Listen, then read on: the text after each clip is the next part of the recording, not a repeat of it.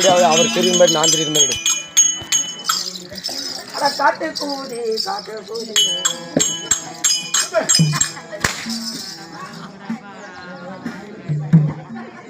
காலையில அடிக்க கூடாதுன்னு வெளியே தான் அவன் அடிச்சு மாட்டான் போய் இப்பதான் அடிச்சு வந்தான் போய் கேளு